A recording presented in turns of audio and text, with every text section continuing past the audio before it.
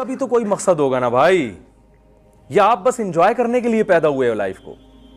ये नहीं हो सकता, ये मुमकिन नहीं है। तो इसलिए अल्लाह ने कहा कि कोई जवाब, माकूल जवाब तलाश करके बताओ, जो समझ में आए, कोई अक्लमंद उस पर गौर करे, बोले भाई ये वाकई सही जवाब है। तो हमारे पास इसका जवाब नहीं है, क्योंकि ये जवाब भी वही देगा जिसने हमें बनाया है। तो अल्लाह कहते हैं जब तुम्हारे पास जवाब नहीं है तो जो जवाब मैं दे रहा हूँ उस जवाब को मान लो। वो जवाब क्या है? वमा खलक़तुल जिन्ना वल इंसा इल्ला लियाबुदून, मैंने इंसान और जिन्नात को सिर्फ अपनी इबादत के लिए बनाया है। इबादत का मतलब नमाज रोज़ा नहीं है, इबादत का मतलब ग़ुलामी, कि मैं देखना चाहता हूँ इम्मा शाकिरन व इम्मा कफूरा, कि ये मेरा बन के ज़िंदगी गुजारता है या मेरी बगावत करके ज़िंदगी गुजारता है। मैं समझा पा रहा हूँ अपनी बात? तो अल्लाह ताला ने इंसान को आजमाइश के लिए पैदा किया है कि कौन है जो मेरा खा के मेरा शुक्र अदा करेगा और कौन है जो मेरा खा के मेरी नाफरमानी करेगा। अब अल्लाह का शुक्र अदा करने के लिए ज़रूरी है कि उसके अहकाम पे चला जाए, उसकी नेमतों को उसकी मर्ज़ी के मुताबिक इस्तेमाल किया जाए और उसकी नाफरमानी ना की जाए। तो मर्ज़ी के मुताबिक जब ही चलेंगे ना, हमें पता भी होगा कि वो चाहता क्या है अपने बंदों से। क्या ख्याल है भाई? तो ये चाहत इस्लाम के अलावा दुनिया का कोई मजहब नहीं बताता। इसलिए इस्लाम ही बताता है कि अल्लाह अपने बंदों से चाहता क्या है, और इस्लाम के पास इसके मजबूत दलाइल हैं कि ये अल्लाह का कलाम है। दुनिया में कोई ऐसी गाइडेंस नहीं है, कोई ऐसी किताब नहीं है कुरान के अलावा जो आपको बताए कि अल्लाह अपने बंदों से क्या चाहता है। तौरात और इंजील तहरीफ हो चुकी है, वो जब आप पढ़ेंगे तो आपकी समझ में ही नहीं आएगी। वो खुद गैर मुस्लिम मानते हैं, यहूद और नसारा, के ये गाइड नहीं कर सकती हमें। एक गैर मुस्लिम से मेरा मुनाजरा हुआ, मुनाजरा की बहस हुई। वो ईसाइयों के पादरी थे। मैंने उनसे कहा कि अल्लाह हमसे क्या चाहता है, ये अल्लाह के कुछ कवानीन होंगे ना? उन्होंने कहा हाँ। मैंने कहा तो आपके पास वो अल्लाह के कवानीन मौजूद हैं जिनसे पता चले कि ये अलाउड है, ये नॉट अलाउड है, ये हलाल है, ये हराम है? तो हज़रत ईसा के जो कवानीन हैं जो उन पे नाजिल हुए, उसने कहा मौजूद हैं। मैंने कहा बताएं। कह रहे हैं वो कानून ये कि सच बोलो, झूठ ना बोलो, इंसानों की खिदमत करो, जुल्म ना करो। मैंने कहा ये तो अक़वाम मुत्तहिदा भी यही कहती है, इसके लिए भाई तौरात पढ़ने की क्या ज़रूरत है इसके लिए? ये तो मैंने कहा हमारे पड़ोसी भी यही कहते हैं, हालांकि वो तो ईसाई नहीं है। ठीक है ना? ये तो सारी दुनिया में अच्छे लोग ये कहते हैं झूठ ना बोलो। मैंने कहा इस कोई लॉ, कोई कानून? तो वो बहुत आधा घंटा हो गया, वो बेचारों का जवाब नहीं आया। मैंने कहा, वो कह रहे हैं आप पूछना क्या चाहते हैं? मैंने कहा चले मैं आपसे वन बाय वन करके ना मसाइल पूछता हूँ। मैंने कहा पहली बात, मैंने कहा अल्लाह की इबादत का क्या तरीका है? अल्लाह पहले तो ये चाहता है कि मेरे बंदे मेरी इबादत करें।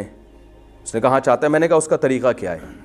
वो तरीका इनके पास मौजूद नहीं है। नमाज कैसे पढ़नी है? हमें तो इस्लाम ने बताया कि भाई 5 टाइम मस्जिद में हाज़िरी देनी है, ये वज़ू का तरीका है, इस तरह से आके हाथ बांध के खड़े होना है, सूरह फातिहा पढ़नी है, सूरत मिलानी है, फिर रुकू करना है, रुकू में ये पढ़ना है, कौमे में ये पढ़ना है, सजदे में ये पढ़ना है, एक रकत रह गई तो उसकी ये सज़ा है, एक रकत इजाफी पढ़ ली तो उसकी ये सज़ा, क़याम में तिलावत की जगह तैयात पढ़ ली तो ये सज़ा है। सही है ना? सज़ा क्या है? सद्दा साहब। वो सद्दा साहब का तरीका क्या है वो भी बता दिया। नमाज के दौरान वज़ू टूट गया तो ये करना है, ठीक है ना? वज़ू के बगैर नमाज पढ़ ली तो ये करना है। ये तो 5 टाइम। फिर उस नमाज के लिए बुलाने का क्या तरीका ये भी बता दिया। सफ़ बनाने का क्या तरीका बता दिया। एक इमाम आगे खड़ा होगा, जमात की नमाज कैसे होती है, इनफिरादी कैसे होती है, सारी चीज़ें मैंने कहा हमारे पास हवालों के साथ मौजूद हैं। मैंने कहा फिर जो हज का तरीका है, ज़िंदगी में 1 दफ़ा करना है, कितनी दफ़ा करना है ये भी बता दिया, कैसे करना ये भी बता दिया। फिर अल्लाह ने यह भी कहा कि मैं एक ख़ास तरीका इबादत उससे भी खुश होता हूँ, मेरी खातिर भूखे भी रहा करो। किस महीने में रहना है ये भी बता दिया। कौन से मुफ्ती साहब ऐलान करेंगे तो कल चांद होगा ये भी बता दिया। समझ में आ रही है ना बात? यदि हुकूमत को उलिल अम्री मिनकुम, हुकूमत के ऐलान को फॉलो करो। वो हम नहीं कर रहे तो फिर 2-2, 3-3, 4-4, 8-8 ईदें हो रही हैं। लेकिन अल्लाह ने बता दिया कि अतीउल्लाह व अतीउर रसूल व उलिल अम्री मिनकुम, हुकूमत जो फैसला करे उसको मानो। तो हर चीज़ मैंने कहा हमें तो भाई बताई जा रही है, हमें तो बताई जा रही है। वुज़ू करने का तरीका क्या है, दांत कितनी दफ़ा साफ़ करने हैं, इस्तिंजा कैसे करना है, पाकी की डेफिनेशन क्या है, तहारत क्या है। सुबह उठ के नबी ने यहाँ तक बताया सुबह जब उठो तो डायरेक्ट पानी में हाथ मत डालो। ला यग़मिसन यदहु फिल इनाई हत्ता यग़सिलहु सलासन, फरमाया जब तुम सुबह उठो तो डायरेक्ट पानी में हाथ मत डालो। फ़इन्नहु ला यदरी ऐन बातत यदुहु, तुम्हें नहीं पता तुम्हारे हाथ ने रात कहाँ गुजारी है, तो नापाक भी हो सकता है। तो पहले 3 दफ़ा धो लो, यानी पूरा सुबह से लेकर रात तक एक एक अमल बताया है। मैंने कहा ये तो सिर्फ इबादत का एक निज़ाम है जिस पे तकरीर के लिए 6 महीने चाहिए कम अज़ कम। फिर मुआमलात, खरीदो फरोख्त कैसे करनी है, उसमें इस्लाम ने बताया क़िमार ना हो, जुआ ना हो, सूद ना हो, गरर ना हो। मैंने कहा एक बात बताओ, इस्लामिक बैंकिंग तो दुनिया में है, यहूदी बैंकिंग क्यों नहीं है, ईसाई बैंकिंग क्यों नहीं है, हिंदू बैंकिंग क्यों नहीं है? इस्लाम ने बैंकिंग के मुकाबले में भी एक बैंकिंग पेश कर दी, ये इस्लामी है, ये गैर इस्लामी। ये एक तिजारत है, ये दुनिया की तिजारत, ये इस्लामी तिजारत। तभी मुफ्तियों में ताजरों के मुफ्ती अलग होते हैं। जामे तो रशीद में जो तिजारत में मुफ्ती बनते हैं ना, उनका सिलेबस ही बिल्कुल अलग है, वो बिल्कुल अलग स्टाइल में पढ़ते हैं, वो सिर्फ तिजारत के मसाइल बताते हैं। यानी इसमें जो मुख्तलिफ शोबों में पीएचडी हो रहा है, पीएचडी करवाई जा रही है। फिर मैंने कहा निकाह तलाक के मसाइल। मैंने कहा अच्छा मुझे एक बात बताओ, मियाँ बीवी में ना बन रही हो तो अलैदगी का तरीका क्या है ईसाई मजहब के मुताबिक? आप लोग थक तो नहीं गए? मैं जल्दी से बात को बस ना समेट के खत्म कर रहा हूं। मैंने कहा ईसाई मजहब में मियाँ बीवी में जब अलैदगी होनी हो तो उसका क्या कानून क्या है? वो परेशान, कुछ मिलता ही नहीं। वो ऑस्ट्रेलिया के ईसाई थे ना, तो वो ऑस्ट्रेलिया का लॉ पेश करने लगे, आप अदालत में जाए। मैंने कहा ये तो ऑस्ट्रेलिया ने असेंबली में बिल पास किया है भाई। खुदा का कानून क्या है कि मियाँ बीवी का रिश्ता जुड़ तो गया, ख़त्म कैसे होगा? इस्लाम में तो तलाक का एक पूरा निज़ाम है ना। कुरान ने बताया तलाक मर्रतान फ़इम्साकुम बिमारूफ़िन औ तसरीहुम बिइहसान। तलाक़ें 2 मरतबा हैं, उसके बाद चाहो तो रख लो, चाहो तो छोड़ दो। फ़इन तल्लक़ा, तीसरी दे दी, फ़ला तहिल्लु लहू मिन बादु, तीसरी के बाद हलाल नहीं है। फिर ये तो अल्लाह ने हुक्म बयान किया, फिर तलाक देने का तरीका बयान किया, तल्लिक़ूहुन्ना लिइद्दतिहिन्ना, इकट्ठी 3 मत दो, पहले 1 दो, फिर अगले महीने दूसरी दो, फिर तीसरे महीने में तीसरी दो। ये पूरा प्रोसेस है। और अहादीस में इसकी और ज़्यादा तशरीह मिलती है। ये भी बता दिया कि देनी भी है कि नहीं देनी, कब हलाल है कब बुरी है, ये सारी चीज़ें बता दी। तलाक देने के बाद अहकाम क्या है, महर कितना देना पड़ेगा, रुखसती से पहले तलाक दे दी तो आधा महर, अल्लाह कुरान में फरमाते हैं कि रुखसती से पहले तलाक दे दी तो आधा महर देना पड़ेगा, रुखसती के बाद तलाक दे दी तो पूरा महर देना पड़ेगा। तलाक दे दी, इद्दत पूरी नहीं हुई, इस दौरान मर गए तो विरासत में उसका हिस्सा होगा, पूरी डिटेल मिलती है। मैंने उनसे बोला भाई ये बताओ कि सिर्फ मुझे ये डिटेल नहीं चाहिए। अब पूरी बात तो मुझे याद नहीं ना, मैं तो कई साल पहले की बात थी, तो मैं उसका खुलासा बयान कर रहा हूँ अपने अल्फाज में। मैंने कहा मुझे बता दो कि तरीका क्या है। उस बेचारे को तरीका मालूम। वो कहने लगा कि भाई ईसाई मज़हब में तलाक है ही नहीं, शादी तो है। तो वो कह रहे है ही नहीं। मैंने कहा अच्छा है ही नहीं। मैंने कहा क्यों? मैंने कहा वो क्यों नहीं है? कह रहे हैं इसलिए कि अल्लाह चाहता है मियाँ बीवी जुड़ के रहें, उनमें कभी भी अलैदगी ना हो। मैंने कहा माशाल्लाह, अल्लाह चाहता है, यकीनन चाहता है कि मियाँ बीवी मोहब्बत से रहें, अलैदगी ना हो, लेकिन अल्लाह तो चाहता है, लेकिन मियाँ बीवी नहीं चाह रहे। मसला ये है कि जो बाज़ दफ़ा वो नहीं चाह रहे होते भाई, या बाज़ दफ़ा बीवी चाह रही होती है, मियाँ नहीं चाह रहा होता, मियाँ चाह रहा होता है, बीवी नहीं चाह रही होती। कह रहे नहीं ईसाइयत में तलाक नहीं है क्योंकि उनको फोर्स किया गया अब मोहब्बत से रहो। मैंने कहा हम भी फोर्स करते हैं, समझाते हैं, इस्लाम में भी ये है कि भाई तरीक़ा बताया है, सुलो कराओ आपस में, सुलो के बड़े फ़ज़ाइल हैं। लेकिन बाज़ दफ़ा मैंने कहा चलो मैं आपसे एक सवाल पूछता हूँ कि फ़र्ज़ कर लो अल्लाह ना करे आपकी बेटी की शादी हुई और वो हीरोइनची निकला दामाद।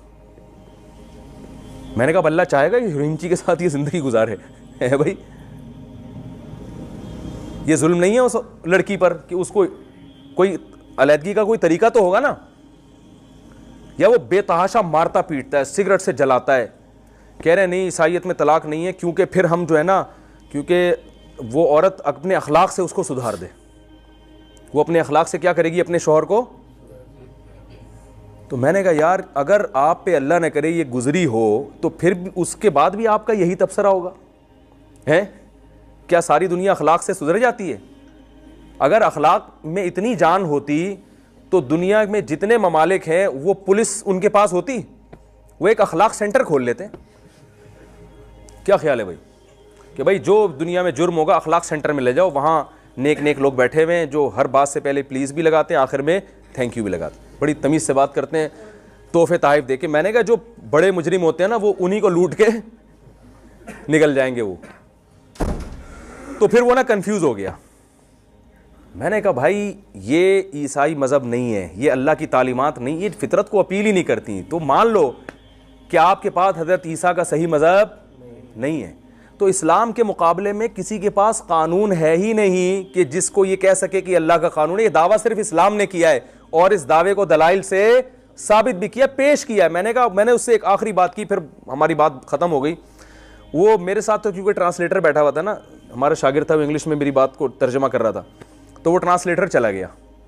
तो मैं नमाज पढ़ने गया, वापस आया तो उसने फिर मुझसे बहुत राब्ते की कोशिश की। इससे लग रहा था कि उसको जो है ना बात अल्हम्दुलिल्लाह समझ में आ गई है। अब अल्लाह करे मुसलमान हो गया और हमें फिर नहीं पता कहाँ गया, क्या हुआ।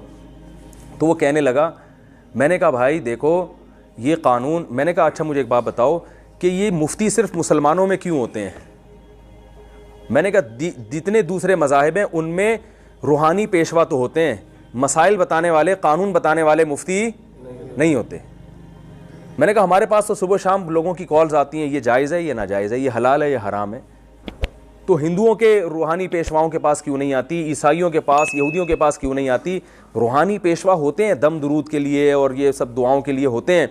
मसाइल जब भी बात आएगी तो कहेंगे भाई ये वकील से पूछो, कानून तो वकील जानता है। मैंने कहा हमारे यहाँ वकील से अलग पूछा जाता है, उलमा से अलग पूछा जाता है। अदालत जब खुला की डिग्री देती है वो पाकिस्तानी कानून है, लोग आके मुफ्तियों से अलग पूछते हैं कि अकॉर्डिंग टू शरिया ये डिग्री सही है या नहीं है, अकॉर्डिंग टू इस्लाम ये सही है या नहीं है। मैंने कहा इससे पता चलता है कि इस्लाम का एक बाकायदा लॉ है। तो जिस मज़हब के पास अल्लाह के कानून ही ना हो तो वो मज़हब आपको गाइड कैसे करेगा भाई?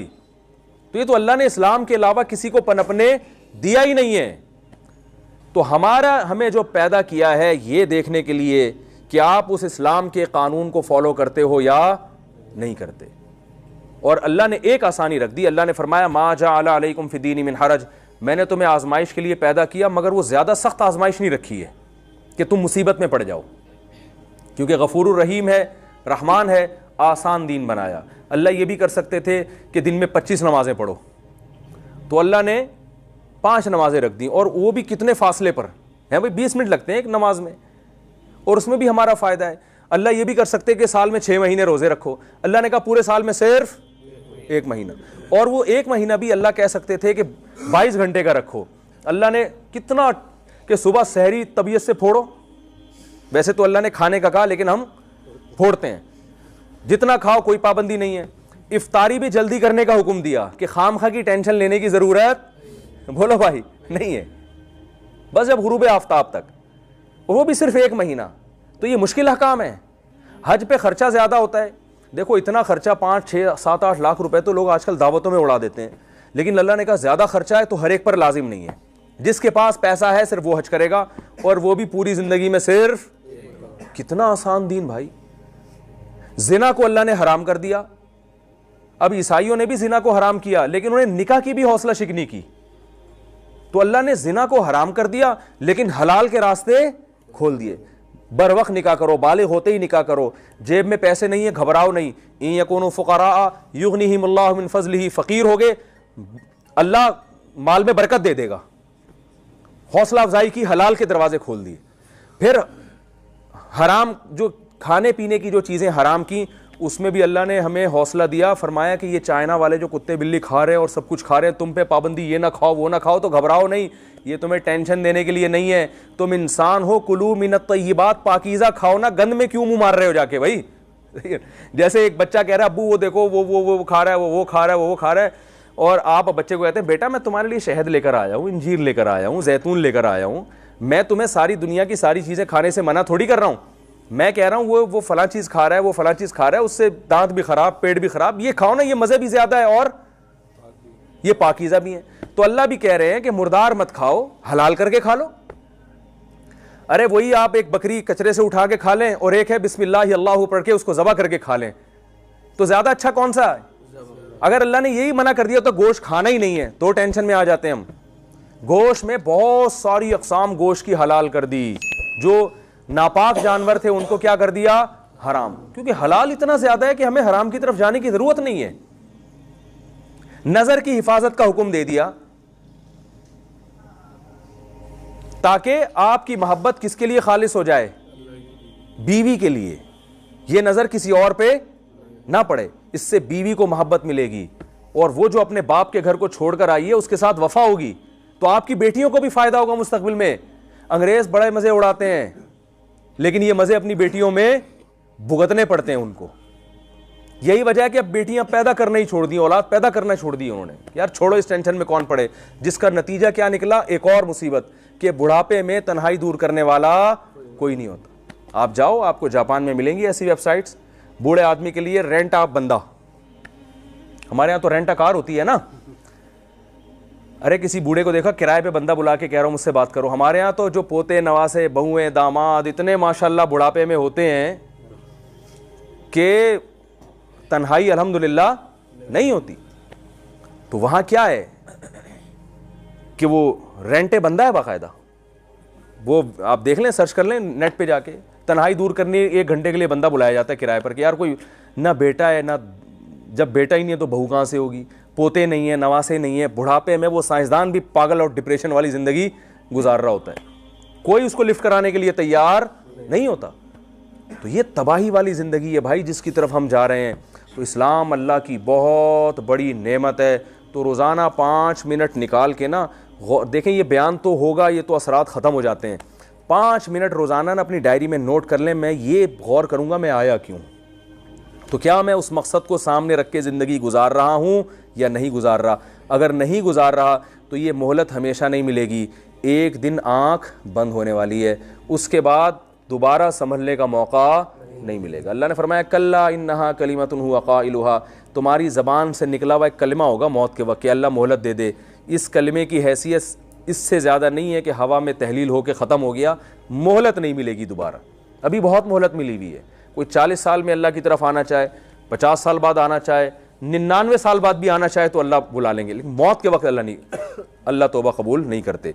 अल्लाह ताला से दुआ है कि अल्लाह ताला जो बातें मैंने कही उनमें कमी कोताही मुआफ़ फरमाए और अपनी मकसद हयात को पहचान कर उसको सामने रख के ज़िंदगी गुजारने की तौफ़ीक़ अता फरमाए। तो ये मुसाफिर खाना है, ये आजमाइश की जगह है। इसके बाद एक और जहान आएगा, जो अच्छा करेगा वहाँ उसको अच्छा बदला मिलेगा, जो बुरा करेगा वहाँ उसको